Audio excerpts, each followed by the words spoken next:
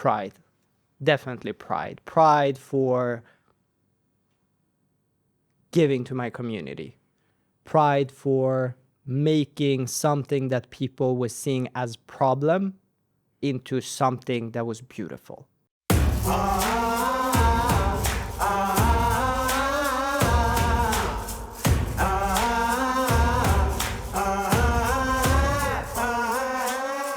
My name is Mozer Norehi. I'm a serial entrepreneur and the CEO of Biocircular Fiber, being Spain's first hemp processing factory.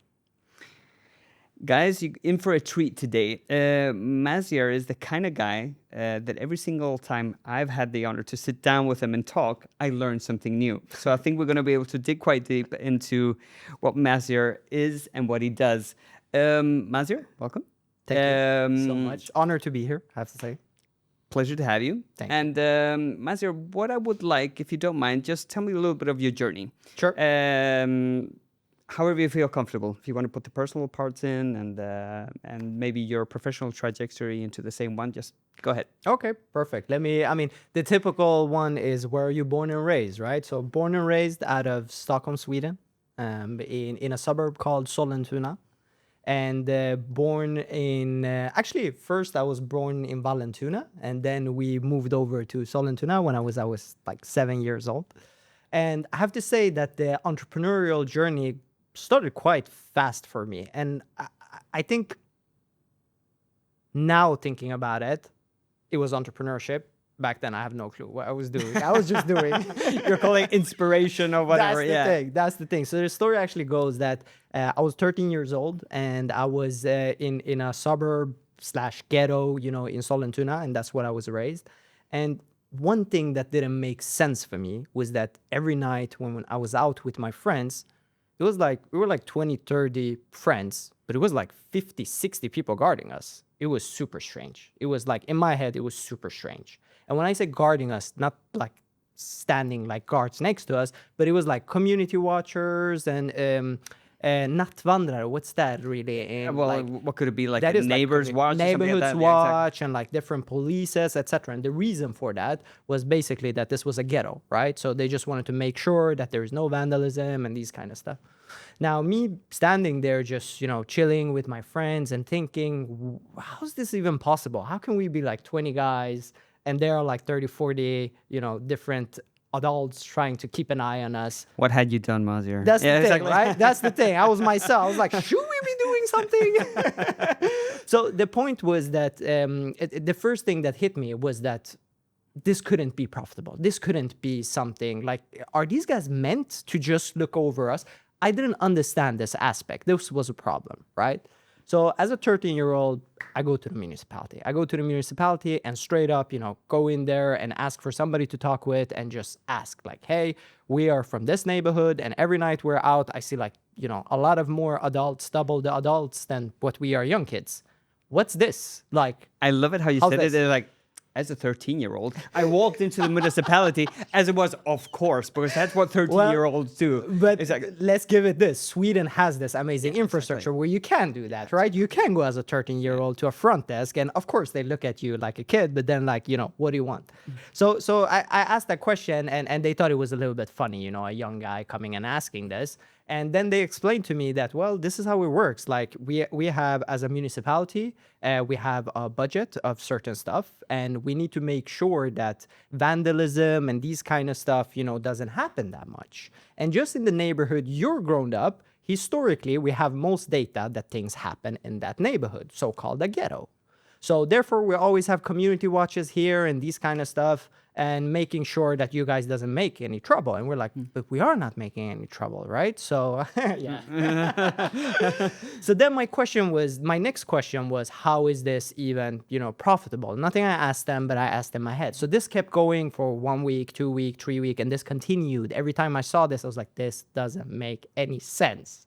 So what I did in the end was that I created a pitch. I didn't even know it was called a pitch back then, right? You created something that's like, hey, this is what I'm going to use. Yeah, I created something. I wanted to communicate this. So I went back to the municipality, asked to speak with the director of the municipality, and like, let me tell you what I want. And he was like, what do you want? Why are you here? Like, you're a kid.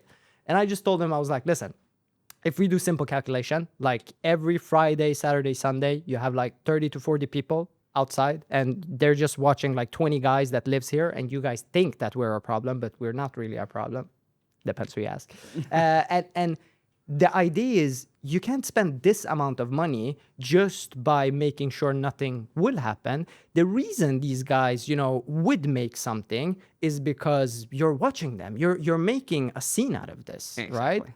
How about we try to integrate us, me being part of them, into the society, right? And he was like, what? What do you mean? I was like, let me break it down to you. We do it very simple. We create a party every 2 weeks, every 2 to 3 weeks, right? And instead of you having all your people spread out in our community, you kind of point all your efforts towards this youth club. It was a party called Youth Club, okay? And he just looked at me and was like, how is this solving the problem of vandalism and, these kind of stuff in the neighborhood? I was like, exactly. That's the question you should ask. Well, everybody that you think is creating the problems is going to be in a security group being head of security. And trust me, let's see what happens. So all of a sudden they would be responsible for the security of the area instead of being the ones being overwatched. There you go. Okay. Thank you. Articulated it very well. No, I think your pitch is better, but yeah, exactly. So basically, it was an organization that got started based out of this. It was called UMV, Ungdomar mot våld. Okay. Right? So young kids against violence, yeah. right? And there was a youth club that opened called Club Play. I got a budget from the municipality. And the point was that this kind of youth club happens on every 2 to 3 weeks. And it on the grand opening, it gathered about 1,000 youths. So we were like mind blown about what was happening. Were you prepared? I mean, obviously a 13-year-old, I don't think you were, but do you think anybody was prepared for that number? Nobody. No, I still can't believe it today. I'm watching images like actually last week where I'm like 13, 14 years old and I'm having like a employer meeting with 25 people that's supposed to be my employees, and they're like 20, 25, all of them. I'm going to be looking for that, just so you know. It's like, I will send you that picture. Please do. It's really funny. And then opening the doors and we see 1,000 people there. This is kind of the moment we realize that this is going to be big, right?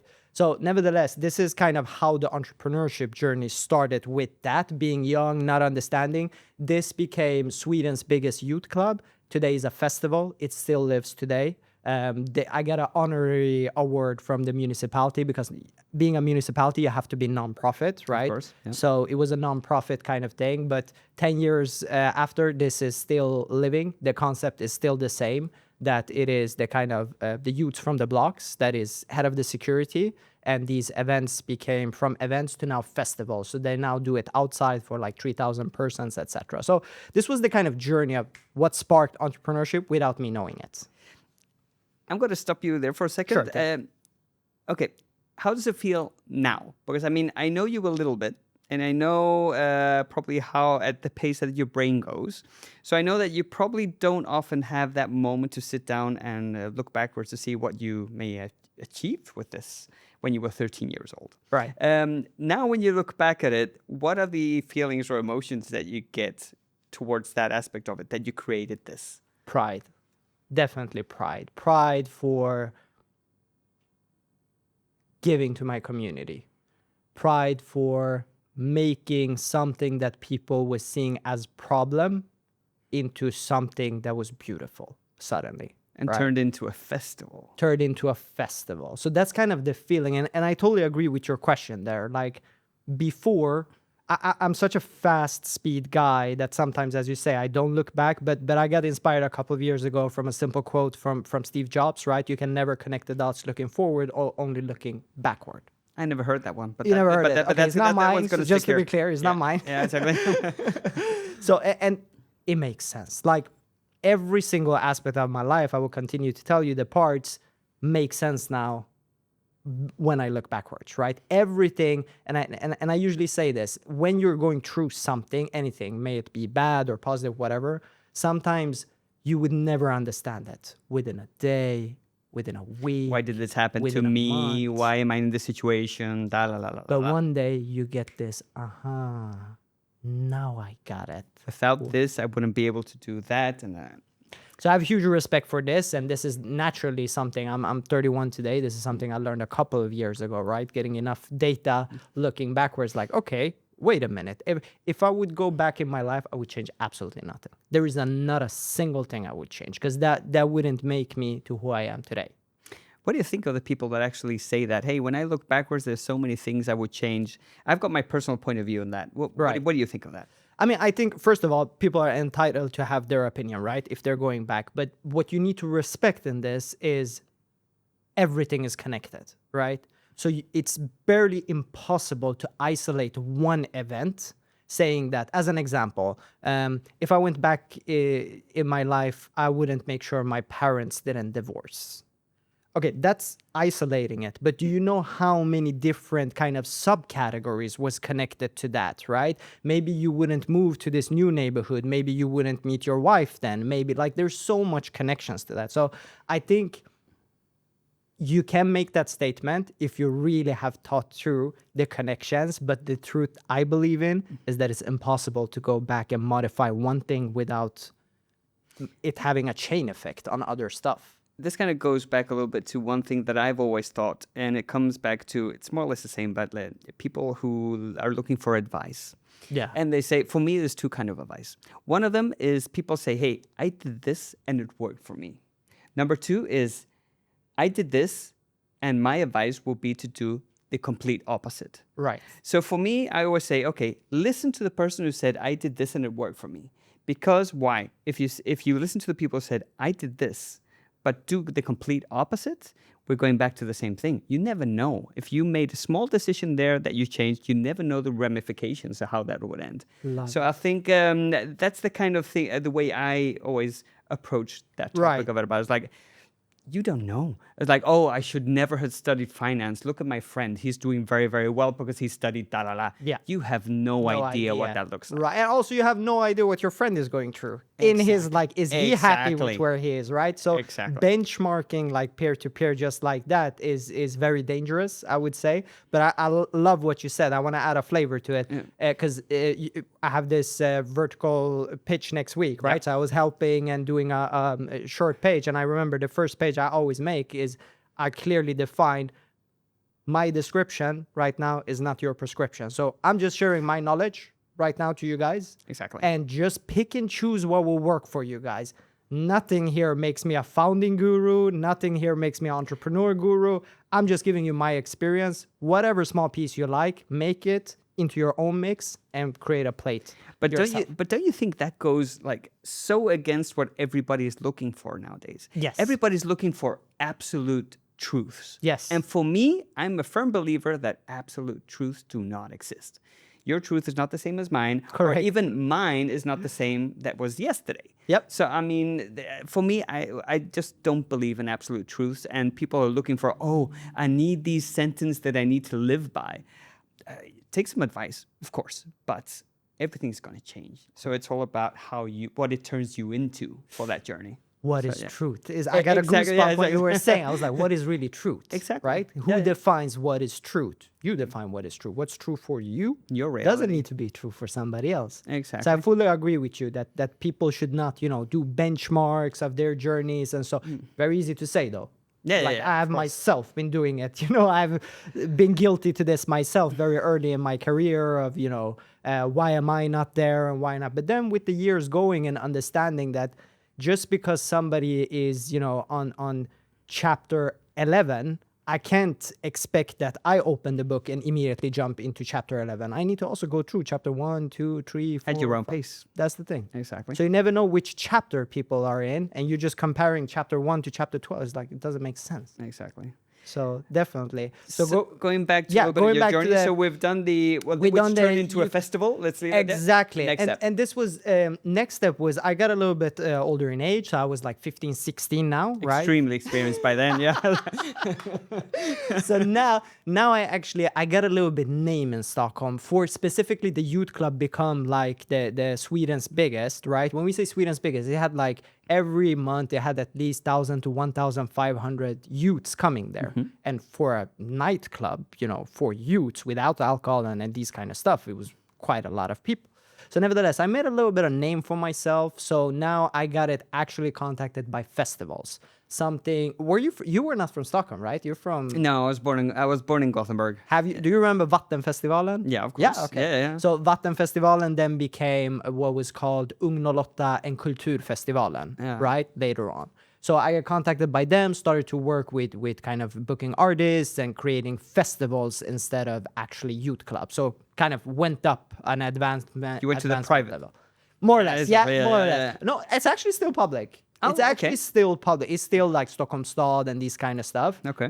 A little bit more friendlier towards profit, but still non-profit, right? They weren't so strict with like, you're absolutely not allowed to make any profit, while municipality was. So you were doing that when you were 15, 16. Yes, 15, 16.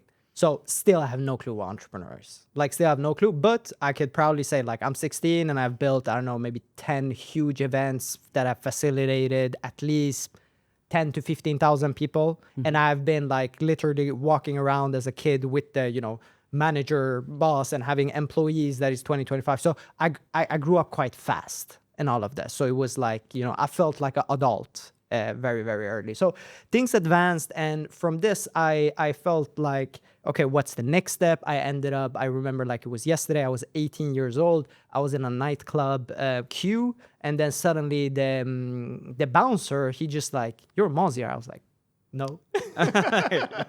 You still had your badge on. It's like, oh yeah. So this was in a nightclub queue. It was like my 18-year-old's birthday, and it was the first time I'm about to enter a nightclub. And the bouncer, he was like, I know you. You have done this youth clubs. You have a little bit name, etc. Hey, you know what?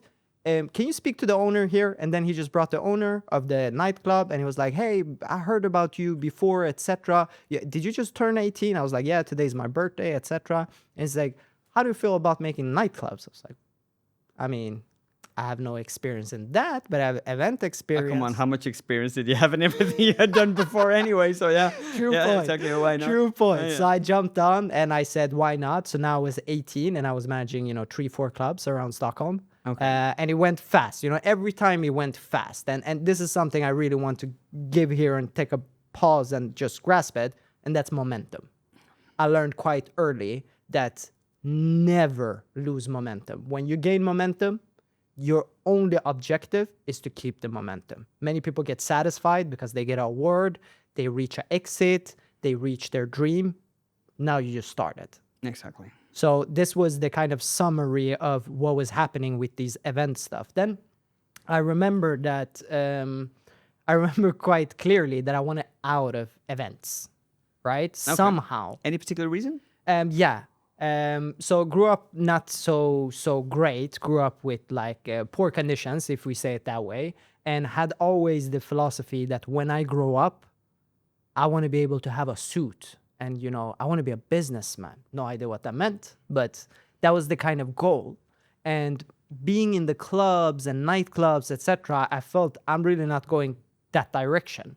I mean, it is somehow project management, it is somehow cash flow, sales, marketing, yeah, but it's still not business. It's still handling drunk people and, throwing them out from a club and saying these kind of stuff. And I think all the businesses that operate at night, they're a different kind of beast, aren't they? Yeah. They require a complete different set of skills, affects your life in a different way, and so forth. So yeah, it's nice that you actually identified that so early. Yeah. Because I mean, it could have been a different direction. Huh? Could have taken you a complete different direction. Yeah. Big time. So this is where kind of role models played a big role in my life. So nevertheless, when after the nightclubs, say that I was hitting around 18, 19, so it went fast. I got tired of nightclubs on 1 year, late nights and etc. It was good money, I have to say that, but it was still not kind of my vibe. So I was like, what do I know? By now, what do I know? Okay, I know events,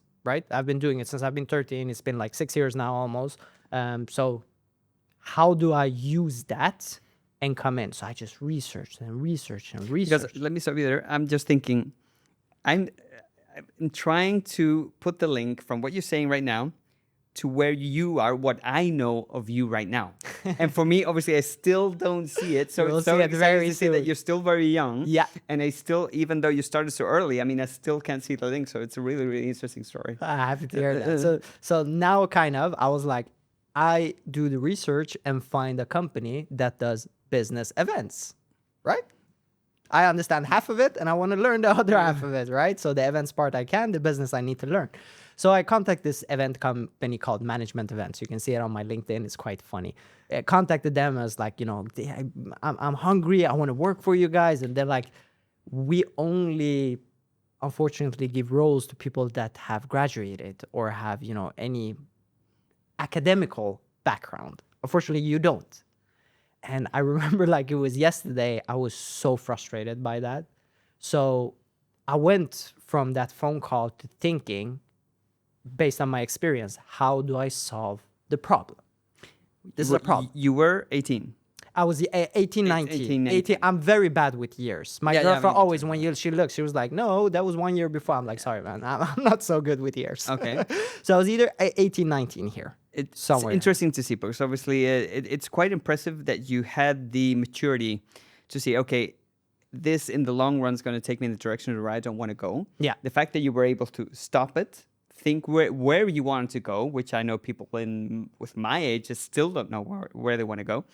And you were already looking for, okay, I want to go in this direction. And you hit a wall with this Right. comment that, yeah, you Correct. don't have any degrees. So I'm really interested to see what happens Well, next. there is just a pounder on what you said. There is a background to that. And that's like, growing up in a ghetto, your role models either dies or end up in jail. Yeah. So you realize that you need to do something completely different from what's in your surrounding. There are two kind of role models. Yeah, what I want to do. Yeah, what I don't want to be. do. Yeah, exactly. And the don't want to be has been more important for me than what I want to be, right? So it has been basically just making sure that where I grew up, I'm not going to be like these guys. I just have a unfortunate family situation, which makes that we're not financially well. And that's why I'm born and raised in this community. But it's not that I have chosen this community, Exactly. right? Kind of more or less. So yeah, so they told you no to because They told me you have a no, missing and I degree. understood this was a problem, right? So how do I solve this problem? This became really important for me. And I called them up and I said, listen, you guys offer coffee, right? Yeah, what's that for a question? I mean, you literally serve coffee at an event, right? There's business people coming, they're drinking coffee. Yeah, I will come there and I will serve coffee for free. They're like, what? Like, yeah, exactly. I will come there and serve coffee for free. And they're like, why? Because I want to show myself. I believe in myself. Right now, there's a problem. You're not hiring anybody without an academic background. I was kind of searching for a project manager role. That was the thing. And I ended up with being a water boy or a coffee boy. And I did that for like 2 months. I went there. I think it was an internship. And they said it was okay. There was Yeah, okay. what did I have to lose? I was not charging anything, right? I was like, so without joking, Christian, I was holding doors and closing doors. I was serving people's coffee, right? And you had already made kind of a name for yourself. In the other kind of sector. Exactly. Yeah. So I mean, So this was, you really needed to break something and, take down your pride, right? In order to kind of just focus on the vision. And I had locked in that I want to get into business, right? Now I was hungry. I had a vision. It was very clear. I was going to walk on a ladder, right? But the thing was that I just needed to get in. So I needed to prove myself. And this is the point. If you're working with me today, I always say, just give me a meeting with him or so I will solve it, right? Just get me in. Just get me in. And that's the thing. If I can come in, I can show my potential, etc. So I usually say for 2-3 months, I serve the best goddamn coffee in the world. So that after or at 3 least you months, served it with the most motivation than anybody That's else the could do. thing. Yeah, exactly. You want coffee? Yes. Oh, you're gonna love Let's this. So already after 2 to 3 months, it went fast again, momentum. They came to me and said, you know what? We're going to do something we never done before. We're going to tailor you a role called junior project manager. You'll get half of the salary. It's the as master everybody else. role. Kind of. Exactly. I was like, what's that for a made up role you just made? But I take it. So they made this junior project manager and they said you get half of the salary, but it's the same. You're the first one we're doing this on because you really showed your, potential here. So let's try it. It went 2 months from that, 2-3 months. I crushed all the goals you could do. Just hunger, right? Crush all the goals. They came in, they're like, okay, we're going to give you the same salary as everybody else. You're a senior now. Congratulations. Went like 4 months from that. and then the actual All the steps you're saying go really, really fast. really fast, like really fast. There's a backstory that I will add to you very soon. Okay, perfect, Of yeah. why it's going really fast. Yeah. From that, the sales director came over to me and he was like, "Hey, you've been with the company like 10 months or something. You have switched role from coffee boy to junior to senior. I think you can do moves in sales. Just come over to sales. I will teach you everything I can." I was like, "Okay, starting to make sense. Why not?" I switched over. Now, to the backstory to give you is I was so hungry. I think, and I'm still hungry, but I think by that time I was so hungry on making it as a person, making it alive even. I had a background of being homeless due to family situations. Now, there was one day that kind of I was sitting on a bench and three persons went by me. Now I'm taking you back to like being 15, 16 years old, Okay. right?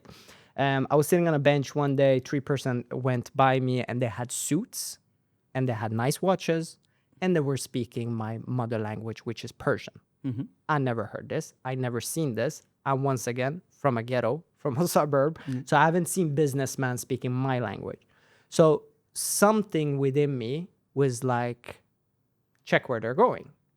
Luckily, I stood up, went like 10 meters, and they went straight into a building. And then on top of the building, it had a name.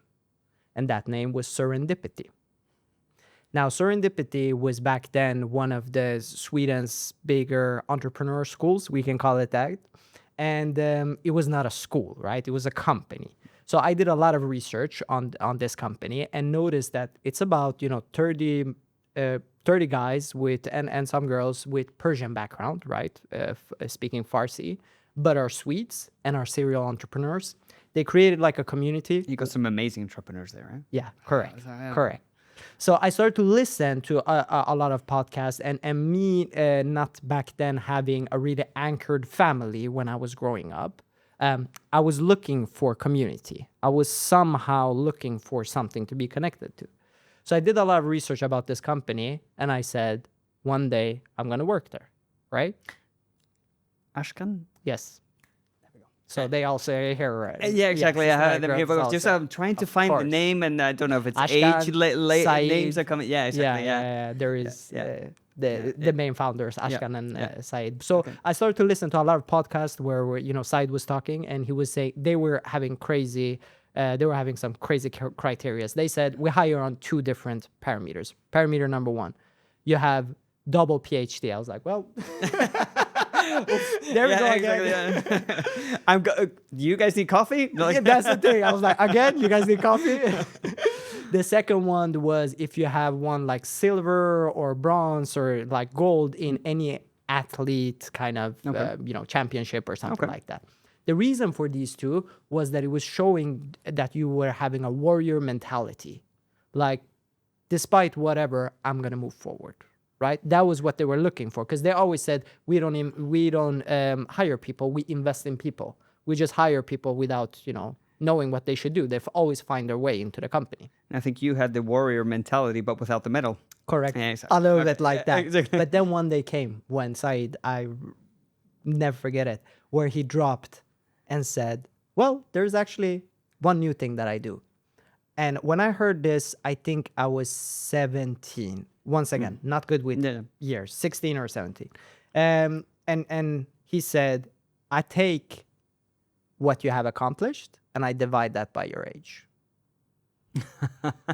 Wow, I never heard that before. But Yeah. interesting sentence. So now I slept in the offices. When hearing that, this was like, I don't care. I'm serving coffee for free. That was your you know? trigger. That was my trigger. Why did it went so fast? I literally slept at the office some days. Like, some days I left like 3 a.m. and then I was again there at 6 a.m. And this was at this event company, right? And that's when you were So, crushing the numbers and crushing objectives. the numbers, and people are like, how does he do it? I just outnumber you in hours. It's very simple. it's work, I man. just it's work, man. I just outnumber you. You work 8 hours a day. I work minimum 20. So and it was with this vision of one day working with these guys. And here starts the official entrepreneur story, when I really understand what's entrepreneurship, etc. So my goal was to one day, sit in front of Saeed and Ashkan and present myself and say, hey, I built myself up to this actual moment. Everything I've done the past 5 years is for us to, for me to introduce myself to you. Don't tell me how, but law of attraction or whatever you want to call it makes that somebody starts at management events where I'm working. This is a best friend of me today called Zvonko Ikic, if you're looking at this. And he one day came and asked me, he was like, hey, what's driving you? Like, I'm like 8 years older than you, right? I have done the business way. You're crushing all the goals and now you're in sales, like in my department. And like, what's really driving you? And I was like, you sure you want to know? He's like, yeah. So I took out a book from the drawer, put it in front of him, and it's called Miljardmakarna, which is the book of Serendipity, Saeed and Ashkan's book. I said, you see these guys? I want to work with them one day.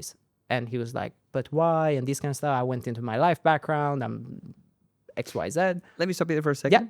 I loved how you worded it. It's not, I want to be these guys. I want to work with these guys. Yeah.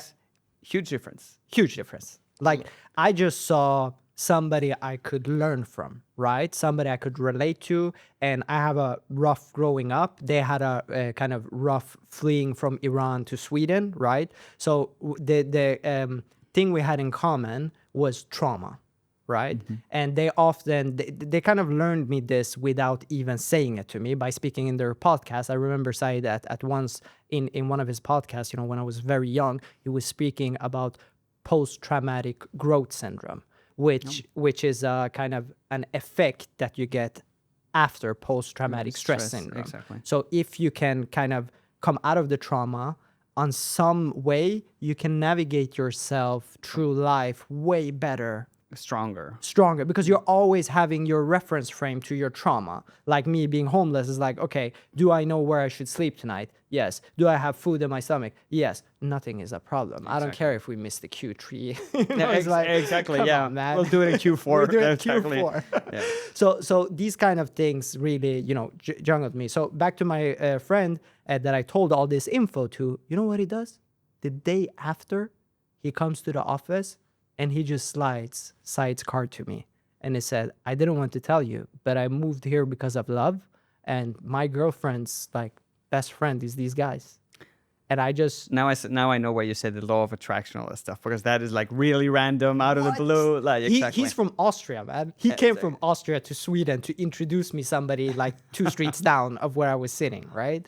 So, so he came and he made that, he said, Saeed wants him to call you. I called him up and he said, hey, it's not the first time I'm hearing about you. I've heard you a couple of times. Come by the office. I went by the office.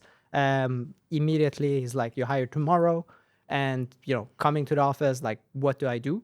That I remember. Did you know what the role was? Did you know? Not really. Okay. No, Yeah. it wasn't super crisp. I had some ideas, Yeah, right? He was like, he asked me, he's like, what you good at? I was like, sales. Now I mastered sales. I know project management. I know events. He was like, you cannot do much with events, but Yeah, exactly. the Yeah. other things, project Yes. management, sales, Yeah. you can learn something from that. So, long story short, they kind of took me in there, and the kind of culture there is now fit in. Find a place where you can generate business. We got a group here with about, 30, 40 companies. Walk around and make it clear what's your role, what you're going to do, how you're going to bring value, etc. So you just kind of went from project to project that was within their group, just knocking on doors. Hey, what do you guys do? What do you guys do? What do you guys do? What do you guys do? So it's kind of a Until I found- self-induction program where you More or just less. like, yeah, okay. More or less. Yeah. And then I found somebody, actually Ashkan's little brother Iman was building an amazing company that was called Homemaker, which was within the SaaS space, right? And I think by now I'm about 22, right? So this is almost 9 years ago.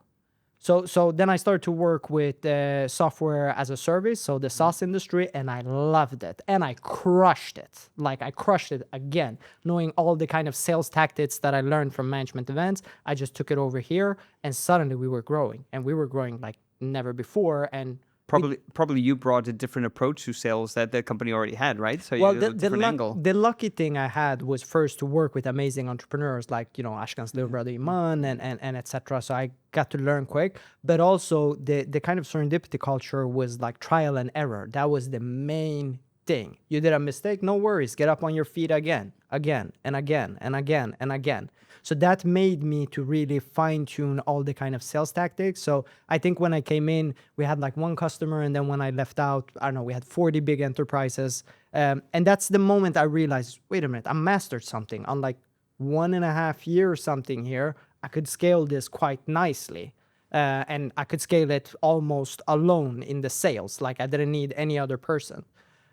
So from there, then I kind of started to jump around a little bit in the Serendipity group, helping some real estate companies and these kind of stuff, adding my sales tactics, which worked again and worked again. So that was the moment when I realized, whoa, I think I'm sitting on something here, right? I maybe cracked the code for B2B sales and marketing without me even knowing it, and kind of became naturally co-founder. Right. So I was never the main founder. I was always like the second guy or the third guy or etc. In the companies. Now, from here, it was quite simple to understand that, okay, if my skill set is sales and marketing, and I am living my dream right now, because my entire dream was working at this company, right? And you were. Yeah. Yeah. Definitely. Now I was about 25 and I reached all my goals. Right? I came from a rough upcoming. I worked myself to my dream. People say this is the best entrepreneurial school in Sweden about serendipity. When do I take my exam? When do I spread my own wings and fly? Should I work here at the? Of course, they're amazing to learn from.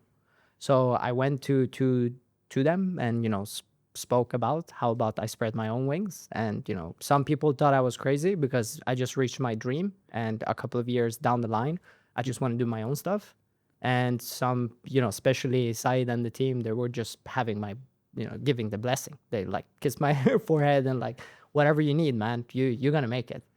So from this moment I started to kind of build my own stuff, more or less. So I came out of the group. Okay. And did you already have an idea what you were going to do, or you just decided like, hey, I'm going to find something and I'll work on that? Okay, here's where Spain comes into the picture.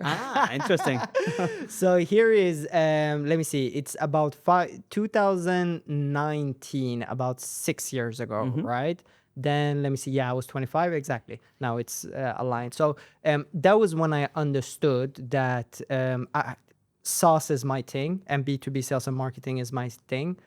But now came questions, Christian. Now came philosophical questions. Things change. I became adult, and now with questions such as, am I a good person? Am I leaving the world really in a better shape than I came? You're having these thoughts at 25. Yeah, 25. Is everything about money? Like, is money really giving you the satisfaction that you want? I had the privilege to be around wealthy people, quite early to see. So everything changed to kind of thinking of impact suddenly. What impact? Now, the year 2019 was a boom in US. There was something happened 2018, which is called the Hemp Act bill. So overnight, kind of hemp became legal for cultivation and became a commodity. Suddenly, the market exploded. Like, in Spanish, that's cáñamo, right? Cáñamo. Correct. Yeah. Hemp in Spanish is cáñamo. Okay. So that exploded that market, and I was just following it, and I was very curious. At the same time, this having a connection to kind of Spain, this bioautonomy vertical garden that you asked about, I felt like, okay, we need to build something in Spain. So I paused that and get back to that in a second. So looking at the US and what was happening there, I just saw that the compound annual growth rate was amazing. Like it was 19%. So it was like one of the world's fastest growing market, and nobody was looking at it because everybody is still today, when I say hemp, the first comment is that is cannabis. No, it's stigmatized. People don't know the difference, which makes it that entrepreneurs don't even touch it, right? Because they don't want to be associated with the wrong thing. which creates a market opportunity here, Of course. right? So seeing this wave in US, I was like, this is coming to Europe. For sure, this is coming to Europe. It's about when and where, right? Doing research, looking at where in Europe can you legally grow hemp without any license. Like there's no complication at all. Turns out it's like a handful of countries, like 5 countries, where you can do it. All of them has factory or even 2, 3 factories or even 10 factories. But there's one country that's missing entirely everything. They don't have any production in-house. And the same country is the only country that is sitting on a hemp museum, showcasing that they have the strongest kind of history Okay. towards that. Which country is this? Spain. So now I start to understand, okay, wait a minute. Something is wrong here. There's a gap here in the market. Has to be a reason to why it's not in Spain. You know, what's the reason? Let me find this out. So let me start going into this. At the same time, I'm thinking about this and creating visions about it. I understand quite quickly that what I want to accomplish here is something huge, because now I'm thinking about impact and I'm thinking about, you know, investment size that is 20 times more than I've been doing before. So I understand that this is the vision where I still need something that is giving cash flow, that is still kind of generating the day to day. So that's how when I dropped out of the kind of Serendipity team, I went and did another SaaS project for a year and a half called Proof Analytics. It was kind of a American company. And then from there, I met my current partner Håkan at Venisum, and we started to build this. And at the same time, I got the visions of, you know, what's happening in US, when will this come to Europe, etc. So when I was doing this research, it was very clear for me that this is not an overnight thing. Like I can make overnight things with SaaS without a problem, Exactly. but this is not an overnight thing. So I need to respect this balance, right? So from here, basically, I started to visit Spain. And I did it super simple. What areas normally were you visiting? Good question. I came and it was very easy for me because there is one place in Spain where if you zoom out, even from space, it's only plastic that you see. Do you know where this is? It's Almeria we're talking Correct. about? Yeah, sorry. Yeah. Almeria. Exactly. So I figured I didn't know anything. The easiest place where to go where they're growing the most. Exactly. Almeria. So I was just landing in Malaga airport, renting a car and going to Almeria and knocking on greenhouse doors. Just knocking, knock, knock. Who are you? You know, they don't even speak English. Here come I, like it's a farmer. I try to explain. What was your level at Spanish by the... Zero. Zero. Okay. Absolutely zero. Exactly. Absolutely zero. So if I could, I tried to pay somebody to come with me to translate a little bit. Otherwise, it was Google Translate. I'm just this crazy entrepreneur that wants to solve a problem, or kind of, this was pre-ChatGPT, I will tell you that. We're around 2020, right? More or less. Maybe would have speeded up that process. Yeah, exactly. Big time, Yeah. big time. So I go to Almeria, back and forward, try to connect the dots. I meet with people that is working with hemp. I meet farmers. I meet basically everybody. So I estimate about 250 doors that I knock on, right? During 1 to 2 years, just knocking on doors, getting information. Now, when I do this, then I see that everybody is speaking about, you know, why don't we have a hemp processing facility here in Spain? I know a bunch of companies that is buying it from France. I was like, what? Wait a minute, go back. What you said? Did you say companies buying it from France? I was like, they said, yeah. I was like, so they pay for their transportation and all, yeah. Let me get some data and get back from this. The why was that there was nothing in Spain. So Exactly. you couldn't But buy. you will be thinking, Yeah. why would you do that? It's Why like, would yeah, you do that, yeah. right? So they just wanted to kind of solve their need, which was fiber, right? So they started to basically buy from France. France is the second biggest producer in the world Oh, okay. of hemp fiber. First one is China. Second one is France. Okay, there you go. And they're the biggest one in Europe. So they have 60% market share in Europe. So more or less, yeah, I understood that part. And when I understood that Spanish companies is buying from France, then the next thing was really easy. Get to the data. How much are they buying? 90 million euros worth. Per year. Yeah, that could buy, that could, wait a minute. So you're saying could be bought locally, produced locally, but we're buying it from France? Yes. Okay, very simple. Sign letter of intent with everybody that is buying it from France. Say to them, would you sign if you're right that I will buy from Spain instead? I don't need to pay for transportation. I have better data and these kind of stuff. So that got covered quite quickly. Then I heard some people speaking about some other enthusiasts out on the market which were trying to create this such a project, but they were more closer to academical / research / professors than they were entrepreneurs.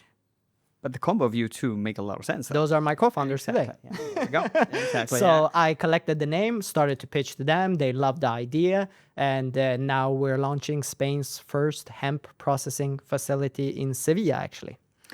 And I think, is it just me, or is it, you told me earlier, is this the first time you're actually confirming this in public? Saying Yes, that this is definitely. the new thing that Maziar is doing? That is very true. That is very true. So I like to, work in the background. This is what I said. This is something that, meanwhile, that we have been building Venisum, which is a really successful company. I'm super proud of that one.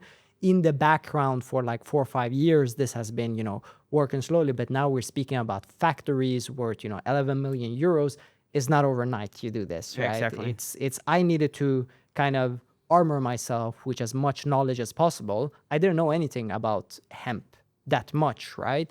But then I have a team that knows it, and I know entrepreneurship, I know financial vehicles, and I know these kind of stuff to kind of move the needle forward. But yes, you're totally correct. Now, officially, I am kind of speaking about biocircular fiber being Spain's first hemp processing It's facility. fun because obviously I could imagine that the first thing you need to do, because I mean, you're starting in a market that you already have, let's call it a negative connotation, right? It's like, Right. hey, it's cannabis and da da da da. But so it's interesting for me to see. I mean, obviously, I'm not going to like venture to see what you're going to be doing in many years, but you having this amazing sales skill that you have, together with a market that you're going to have to start rebranding. How do you see that process happening? Well, I have to say that I don't need to rebrand because there is something happening right now in Europe, which was something I picked up in 2022 that many people don't know about actually. But one Google or one ChatGPT away and you will be amazed. And that is that the European Union, end of 2022, launched a new law that will take place by 2030. And that law is DPP, and it stands for Digital Product Passport. By 2030, every single physical product has to have a QR code where you scan this QR code and you see how much water has this item or product consumed, how much carbon have we let out, what's the durability, and by that we get the exact traceability of everything, right? This was launched by European Union end of 2022, with the first sector going out next year, 2026, being the textile industry. After that, it's packaging industry, then it's construction industry, until 2030, where every single product needs to have this QR code to showcase the fiber and material and how much that is kind of helping the circular economy. The reason European Union is doing this is to get us from a linear economy to a circular economy, and thus biocircular fiber. And that's where the impact part falls into Correct. place. So I don't need to, as I have compliance on my side, I don't need to convince people about why they need to use hemp fiber. That's already done. That's already done. They will naturally come to us as they're doing currently. And at the end of the day, the only thing you're doing different is like, hey, instead of buying it from France, we're doing it here directly. Correct. Yeah, exactly. Correct. So the first, where the facility is going to be for this? So it's going to be, we did a big research of where do we want to put it, right? And in the end, it became Sevilla. Reason is that Andalusia as a region has been taking the circular economy path like leadership in Spain and said that we will take care of that. So after a lot of research, came down that this will be in Seville, which is the hottest area, right, in Europe. So people get usually like, what? How's that even possible? Well, we got the river, which I'm really bad at. Guadalquivir. Thank you, Guadalquivir, every time. So Guadalquivir goes through there, right? So there is a lot of irrigated land, which makes the kind of hemp fiber quality really, really good for textile. And that's kind of where we're gonna have the factory. Now we're negotiating on some different places, but more likely like Dos Hermanas is a polígono, or La Islas is quite known polígonos, just like 2-3 minutes from each other. So that's where you are right now, right? We've That's where I'm managed right to go now. through the Yeah, entire which is story. like literally from seed to. So how much, if you can say, how much time do you spend on all the things that you're working on right now? Like how much is the hemp industry do you take and on all the rest? Good question. Yeah. So one of the things that when people hear my different things that I work with is that many people think that I'm like 100% operational every time on everything. That's not the case. I really believe focus is key. Okay. But I kind of portion it out very clearly. First of all, there's only one thing that I'm 100% operational in, meaning that I'm working from like 6 in the morning to 6 in the afternoon, more or less. This is my operational part, right? Then there is some more strategical parts that takes on a longer horizon, which I maybe put sometimes, either every other day, I put the hour or two, knowing that this horizon, like Biocircular Fiber, will take 5 years, and it's fine. We don't need to present any quarter. We don't need to raise anything until next month. This is going to take its own shape, right? So that it becomes the perfect product. So currently, I would say, I'm wrapping up one of my operational parts, being Venisum, right? Okay. And it's an amazing company and working with an amazing team. But I think from here, they kind of can even get a maybe better knowledge than what I have. But my kind of sweet spot is taking a company usually from 0 to like 2 million euros in ARR. Okay. And I can do that quite fast in like 1.5 years, more or less, sometimes 2 years alone. You and speed. Yeah. Exactly. Exactly. and I can do that alone, meaning I don't need a sales team of like 3%, 4%. My track record has been just me setting up automation systems and, kicking in the door. Now with AI, it even gets, simpler. So now when Venisum is at a very nice place, and it feels like, that one's flowing, it's time to slowly take back and get 100% operational on Biocircular Fiber. How do you see what do you think, are there any other industries that you're curious about that you may see yourself working on, let's say in 5-10 years time? I think I found home. I think this will be my legacy. I think this is what my children will be able to take, and continue the ride. I think the material industry is where we are polluting the most in the world. I was thinking a lot about impact and, how do I make an impact in the world? I was with Bioautonomy Vertical Garden. We were working with nature-based solutions, right? This is exactly nature-based solution. People are speaking about climate tech and want to, get something that is cleaning our air. But it is technically, cáñamo is, hemp is one of the plants that is doing carbon sequestration at the highest point. So it's kind of collecting 15 tons of CO2 per 1 hectare area. Was that something you discovered afterwards when you were already for sure dove into the to the hemp thing, and then Absolutely. you realized like, hey, I'm all for impact, but I've got this added value that I had no idea about? Correct. So 70% less water than algodón, which is cotton. Cotton, thank you, which is cotton, and sequester carbon like up to 15, sometimes up to 20 tons per hectare areas. That's quite a lot. And the result of that is that the fiber and material that we get out, when I'm speaking about this QR code that you will scan, suddenly on carbon, it has a minus. What do you mean minus 15? Well, there's something here. There's a smidge that's wrong. No, it's minus. Oh, okay. And the reason for that is that it kind of collected more carbon than it let out. And therefore, looking at the data, suddenly you have a negative carbon impact on the materials. That opens quite a lot of fields for the future. Correct. Yeah, exactly. So I found home. This is what I see for the coming, 20 years at least. Like I usually don't look in that deep, and that's what I see with this. I don't think I will. Maybe I'm just saying it, but for now, I really think this is home, material industry. Not so sexy, also. No, but come on, it ticks But wait. it ticks all your boxes, right? Yeah, I mean, definitely. it really does. I mean, you've got the impact part, you've got the local impact part, Correct. which we'll get into. Sure. Forbes 30 under 30. Tell me about that.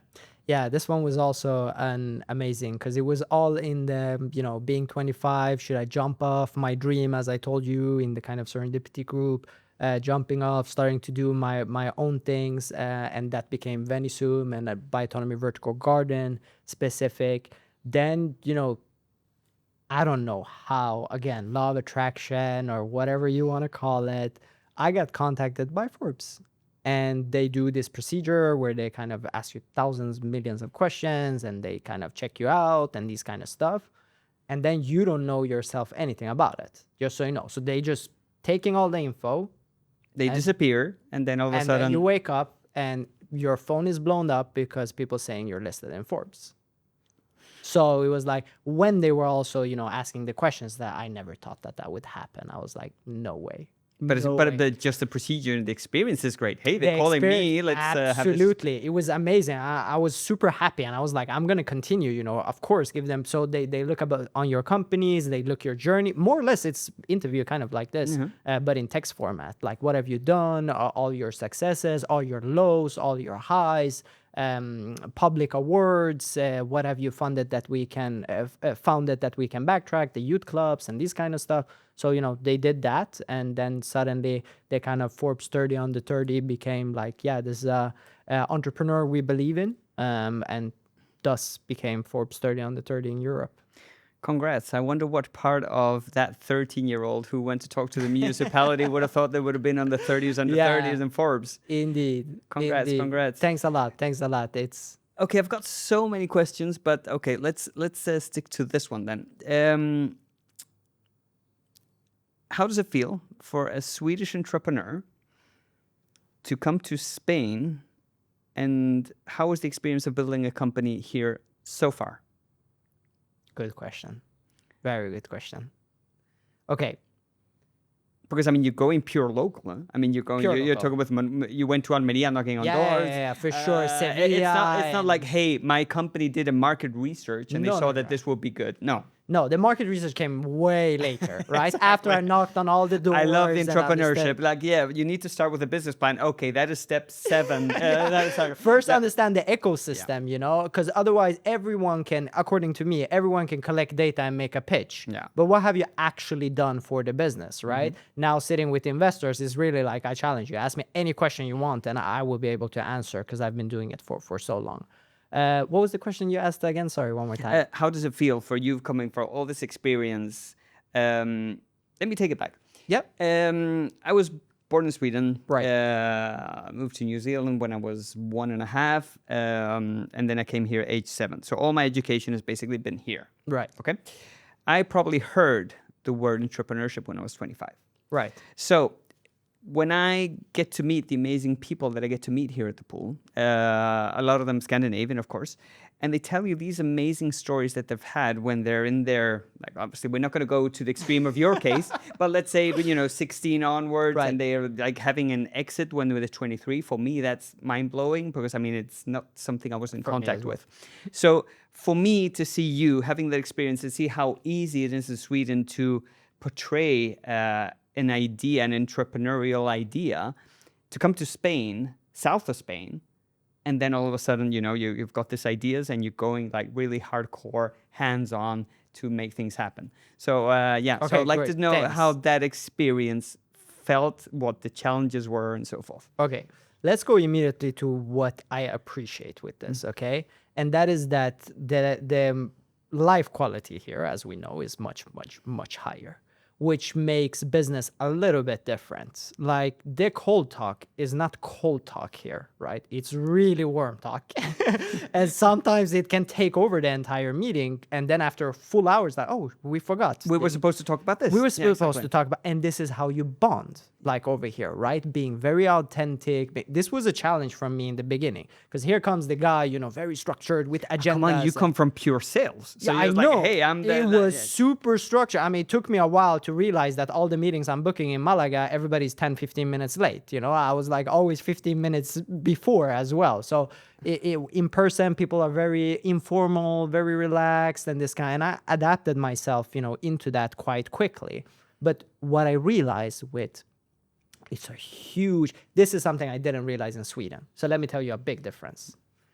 I'm born and raised out of Stockholm, Sweden. But over here, they call me Sueco Moreno because I'm, you know, I don't look like the typical Viking because my parents are from Iran, right? It was much harder to impress people in Sweden than it was here. When they know you're an immigrant and you barely speak Spanish and you're trying to build something, people love it. People really wants to help you. And you're explaining to them that you're doing this for the local economy and you're doing this to kind of, you know, empower local entrepreneurs, local farmers, and these kind of stuff, and building a really circular economy around that. And people just gets like, wow, okay, yeah, I want to help you. So one thing that is the key difference that I'm seeing is the amount of support I get from people that don't have any gain in my business. They don't have a success fee. They don't have a, you know, a cut on the cap table, but they're really keen on helping because of one thing. I want to do it for my country.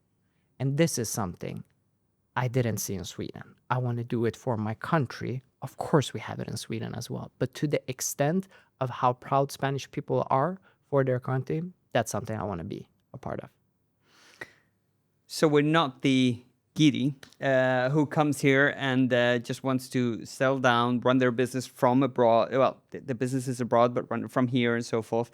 You truly going for a pure impact here, locally. Yes, correct. And I believe that the more giddy you are, it can sometimes be a little bit more easier for you. Like you can also, you know, play dumb. I don't know how it works. Can you tell me? Yeah, And people are like, yeah, of course, I'm gonna tell you how it works. So it's easier sometimes, and I learned this at Serendipity as well. Sometimes it's easier to have zero experience from something and start from scratch than having a bunch of experience. Exactly. Sometimes it's like having these preconceived ideas actually plays against you.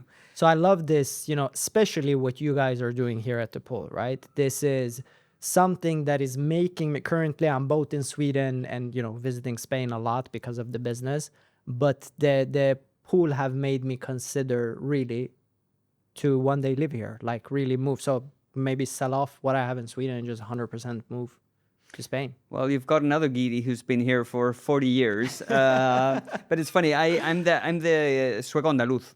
Ah, right. So exactly. So for me, I have the opposite situation. A lot of people see me, and I was like, no, you're not the guy I actually spoke on the phone with, because I mean, your accent in Spanish is like, you know, you're from here. Right. So I was like, no, I'm looking for Christian in Sueco. Like, Right. That's me. So, but it's fun, and I love. I mean, being from here, myself, I love the concept of the pool that you mentioned. I think that's the reason why we built it.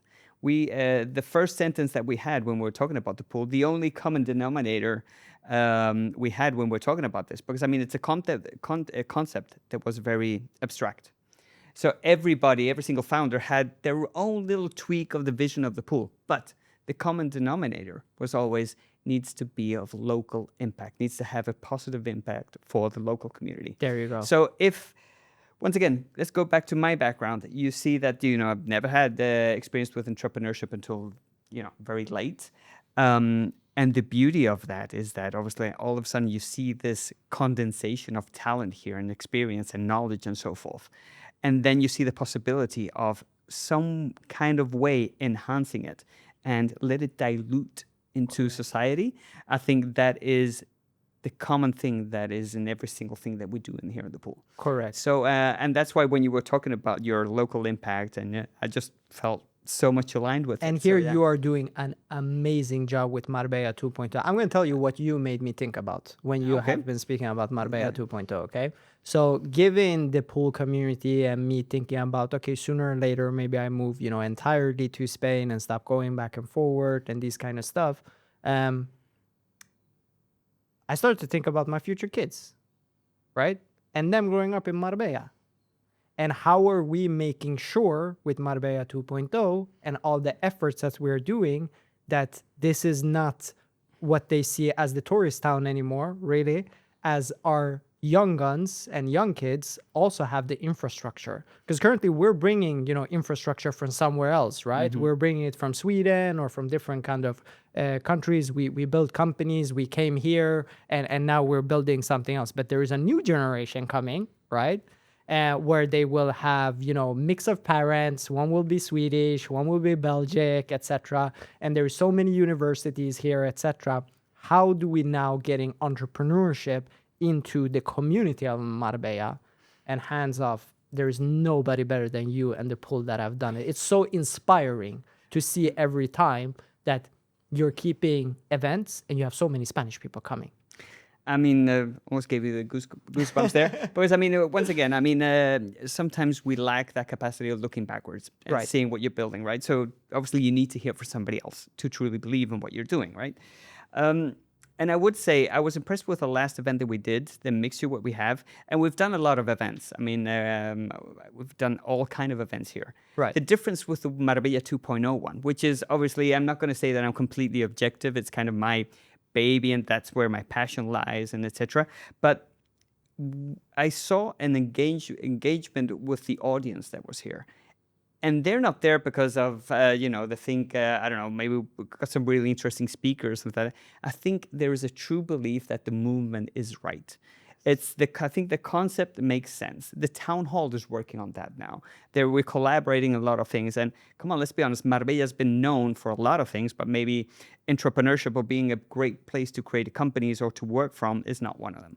So I'm really proud of what we're doing there. And spoiler alert, the next event of Marbella 2.0 that we're doing in November is going to be a lot focused about education. Right. Was one of the things we've been lacking for the new generations and so forth. Amazing. I want to add one thing. Can I add one quick thing? Because you made me just like think one thing, and that is what I admire to pinpoint again, which I think you guys shouldn't make yourself smaller, is people here as mostly entrepreneurs. Not everybody, you got digital nomads, etc. right? So on some level, they're already leaders. Okay. What you, Fredrik, the pool, you guys are doing is being leaders among leaders. And that's not an easy thing, right? So you're inspiring the leaders to kind of make some changes in the community so that things grow.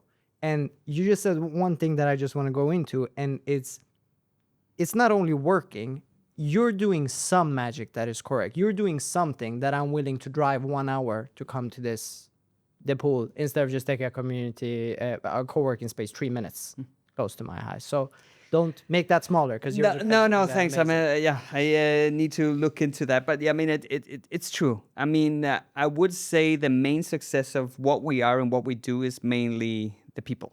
And I'm not saying the people from our team, which is still amazing. I mean, I've been blessed with being able to work with the people that you've mentioned. Yeah. And it's amazing. And to be able to do that here is quite amazing. But then the people that we managed to gather to put together. I mean, even the clean tech vertical which you're involved with. Yeah. I mean, sitting here with people like Cecilia, with Elin, Gustav, yourself. I mean, come on, how cool is that? Yeah, that happens here, and that's just one of the verticals. So, I mean, for me, I'm not going to give too much spoiler alerts, but I've got some. That's what happens when people like me go on holidays for 3 weeks. All of a sudden, the ideas start coming into place. Right. So I've got a lot of new ideas of what's going to happen in the next season of the pool, which is basically, I consider the season as September onwards. So Right. the new season is always in September. So we're going to have I've got a lot of ideas that are going to be implemented. But it's basically based on people like you, people who come here, who want to contribute, who get energy from this and feeds energy back. Right. And I think that's what it's all about. And as I said, I mean, there are so many things I think we could talk about, but there is one that I'm really curious about, and I think we'll end it here. Okay. You've had so much experience building things, improving things, creating things, seeing how they do impact and so forth. But we touched on that earlier as well. It's like the new generations. Right. What advice would you give to somebody now who is starting, who has an idea, and is going to go through the steps and the motions and so forth? What is your prime piece of advice for that person? I mean, there's the cliche ones, right?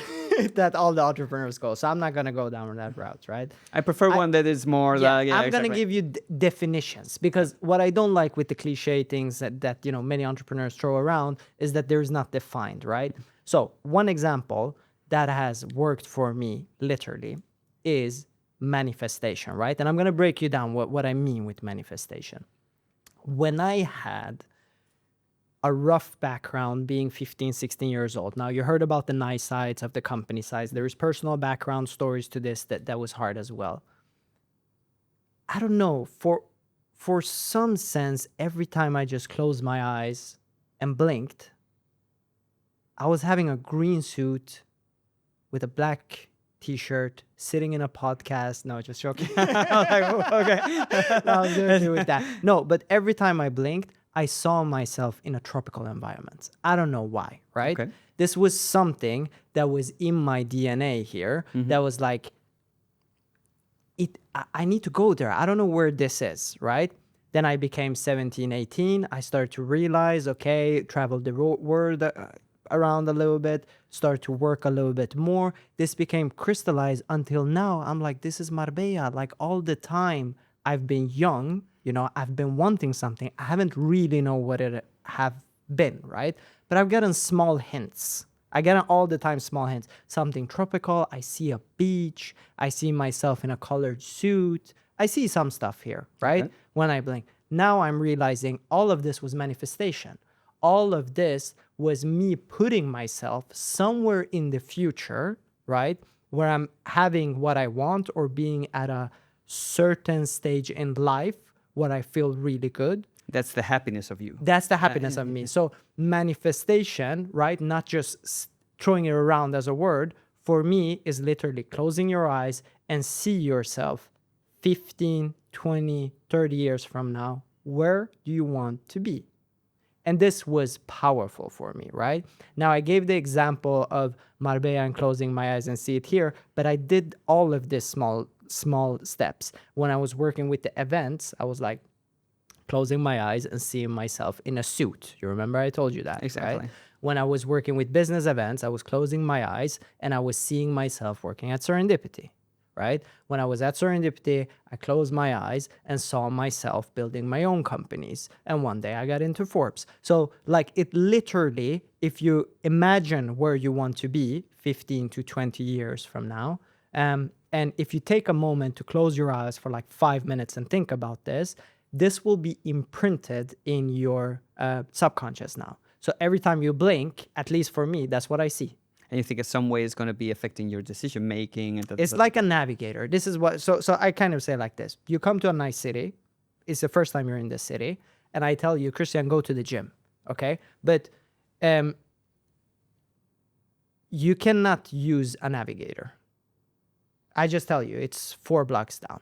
Now you can walk in circles, you can walk around, etc. But just like a GPS, if you set your destination, right? Now you can reroute because it was traffic there. Oh, they closed down that one. Okay, go from there, right? So by setting the goal clearly for yourself, and by clearly, I mean seeing it as a visual mental picture. That has helped me a lot. So this is one thing. That one was a long one, but I love the analogy of the GPS thing. Love it. You would need to summarize. Second thing is momentum. The second you're feeling that you're hitting momentum, do not lose it. Do not lose your momentum. When you're having momentum, do your best to keep it. That's in my journey. You said yourself, you went really fast there. Well, it's a combination of I know where I want to go and I want to make sure that I'm not losing the momentum. And the third one, which is the most important one, if you're young, remember that you can't really fail. You can either win or you can learn. Very simple, right? Until a certain age. When you're, I don't know, 60, you have enough data. So you should have learned enough. A fail is a fail. Exactly. Yeah. A fail is a fail. So those three, I would say, was very key for me. Manifestation was the most important part of it by far. As I said, Mazir, we could be feel that we could be sitting here talking for ages. I forgot that we're doing a podcast. Exactly, no, but that's the best way, isn't it? Yeah. I mean, it's this is what one of our typical conversations. We always had like a shorter format, Right. But it's been a pleasure. I hope everybody listening has learned something from his 3 advices to new entrepreneurs, or to at least the very inspiring journey you've been through. We'll be seeing a lot more of you at the pool. That's one of my objectives, and it's been a pleasure. Thank you for being here. Thanks a lot for having me, Christian.